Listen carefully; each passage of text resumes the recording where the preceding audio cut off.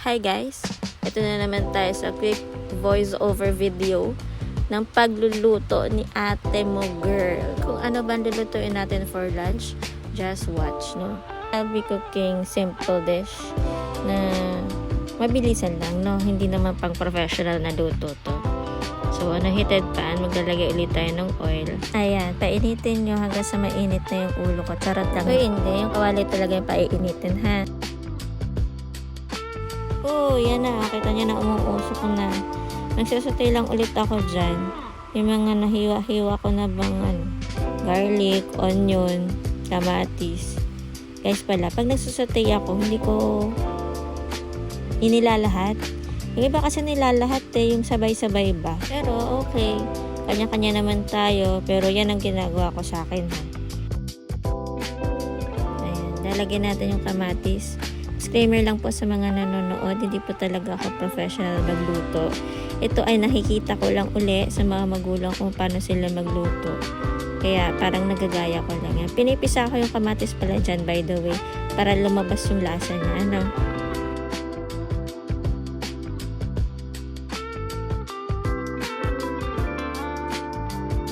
Halo-halo na naman. Halo na ng humalo. Mapapagalitan na ng inay. Ayan na, binuhos ng patis. Oy, wag yung gagayanin yung paglulutong yan, ha. Dapat inilalagay sa kung saan mang pang measure. Hindi yung basta binubuhos lang. Gusto magkasakit sa bato, eh. Ayan, wag yung gagayanin yan, guys, ha. Ayan, ilagay mo. Makikita na nila kung anong lulutuin mo. Anong tawag dyan, guys? Yes, you got it right. Upo lang naman yan. Magigisa lang tayo ng upo. Ang dami ko pang video na ginagawa. Pero yan ang gulay natin for today's lunch. Ginisang upo. Yan, nilagyan ko na ng water. By the way, makalimutan ko. Hugasan nyo man yung gulay, ha, bago nyo man lutuin, ha. Para iwas ba ng contamination. Kailangan malinis ba din yung mga kinakain natin, no? And don't put too much water kasi naglalabas ng sariling juice or matubig ba si upo, no? Kaya, kung ayaw mo maging sopas yung niluluto mong upong yan, huwag mong dadamihan ng tubig, ah. Bulak-bulak na siya. Malapit na yan. Diba? Ayan. Halo ba ako ng halo? Actually, dapat talaga ang kulay. Hindi masyadong hinahalo, guys. Nalalabog talaga kasi. Ayan. Tinikman ko.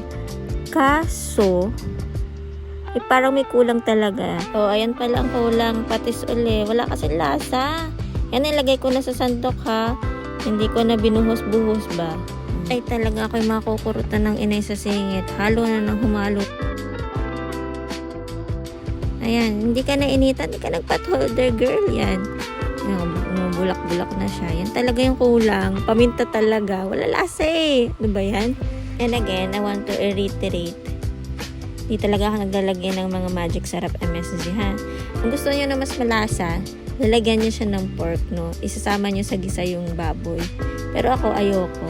Pwede ding ilagyan niyo ng sotanghon. Yung iba kasi naglalagay ng sotanghon. Pero I like it this way. Niligay ko lang sa ibang kaserola. Kasi gagamitin ko na naman ang favorite kong kawali. Ate, if you're watching, baka naman, ano. Kasi may lulutuin pa tayong isa. Hindi naman basta gulay lang kakainin natin. Ayan. Yan yung minarinate ko for 1.5 hour. Will be grilling pork. Pero, on a pan. Hindi on a grill. So, ano bang ginawa ko dyan sa marination na yan? I clip another video for marination para makita nyo lang, no? So, yan. I chop garlic. And then, 2 piraso lang talaga yung pork lempo ko dyan. Kasi, naman, 3 lang naman kami kakain. So, bakit yung bararamihan, no? Nilagyan ko ng kalamansi. Pidiga-piga ko lang dyan. Di ko alam kung ilan yung kalamansi nilagay ko. Pero naglagay ako ng kalamansi. Nilagay ko yung, yung balat niya. Para magka-zest ba yung flavor, no? Nilagyan ko din ng paminta. And then, I put some sugar. Brown sugar yung ginamit ko. Yan. Tachonometer na naman tayo sa paglalagay ng mga ingredients for marination. Basta, yan na yun. Basta, inaamoy ko lang ba siya? Hindi ko alam kung bakit. Inaamoy ko siya. kung tama or balanse ba yung amoy ko. Balanse ba yung toyo, balanse ba yung pagkatamis niya, balanse ba yung pagkaasim niya, basta yan.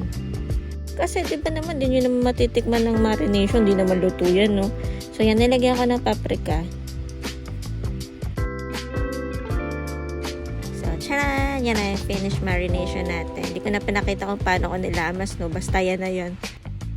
Okay, balik tayo sa pagluluto. Ilagay natin yung minarinate nating pork liempo. O, ayan. Sa kumukulong mantika, nilagay mo, pinahirapan mong pork liempo. May ketchup pala yun kanina, ha? Nakalimutan ko sa video. Pero may ketchup yun. Nilagay ko ay tomato ketchup instead of banana ketchup. Para kontra ba sa alat at saka tamis, no? Hindi ako natatakot sa mantika, no? Sa dami-dami pagsubok sa buhay. Diyan ka pa matakot sa mantika. Uy, mantika lang yan, ha?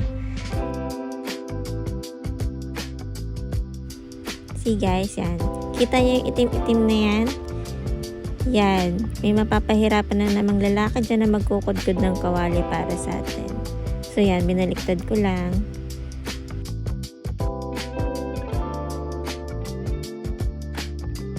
So alisin na natin dyan yung pork liempo. No? I-drain natin ng konti.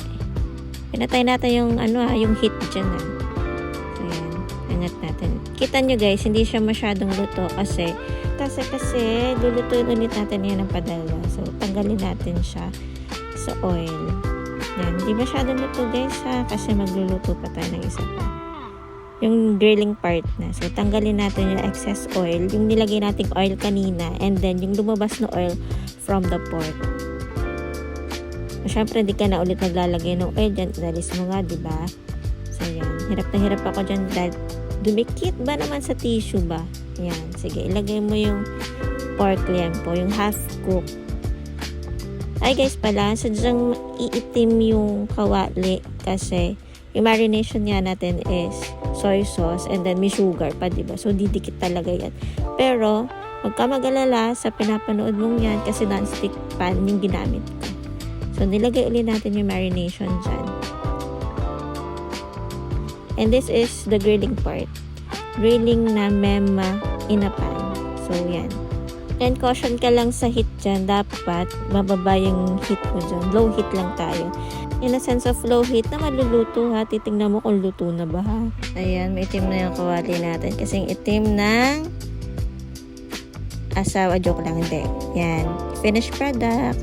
And I made another clip na syempre, diba, kung may inihaw kang liempo, so dapat may masarap kang sausawan. So, ano lang yan, original style ko ng paggawa ng suka ba. Kung mahal ang onion, pikit ka na lang. Huwag mo na itong gawin, please, ha? Kami kasi sa pork liempo sa bahay dati, ang ginagawa lang naming sausawan is ordinary suka. Tapos, pinirat lang na garlic and then paminta and asin. Yun lang yun. So, ako, parang maiba naman, I'll do it my way. Pero sa totoo lang yung kamay na yan, ay ngimay na. Pang 30 na talaga. O, diba? Agresiniko. Hindi ko alam kung agresiniko sa age ko o agresiniko dahil nangihimay na talaga yung kamay ko, promise. Gumamit pala ako ng kutsilyo dyang malaki. Ako lang ba? Gusto ko talaga malaki yung kutsilyo. Liit kasi ng mga ordinary kutsilyo eh. Masarap gamitin yung malaki.